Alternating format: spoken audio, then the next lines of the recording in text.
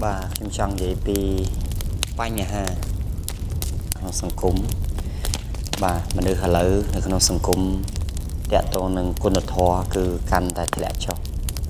và chả sai đôi được nông tất cả là bạn cả là nó cứ ông prom này để quạt từ tỉnh thanh nam hay quạt khoa lùi pram rồi thì pharmacist quạt ọt xong rồi quạt đỏ thanh nam bình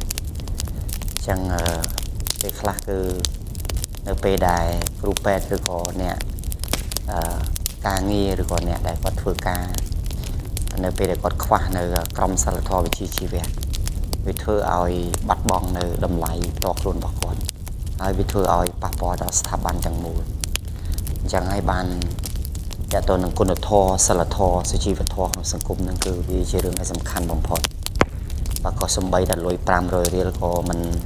ជួយសង្គ្រោះមនុស្សដែលមានបញ្ហាមានជំងឺដែរអញ្ចឹងវាគួរឲ្យសង្វេគខ្លាំងមែនទែននៅក្នុងសង្គមមួយដែល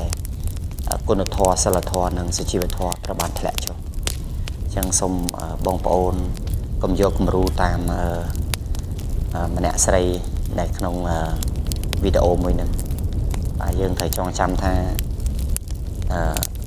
លុយមិនអាចទិញអ្វីៗបានទាំងអស់នោះទេពេលខ្លះគឺយើងត្រូវតែរៀនធ្វើបុណ្យរៀន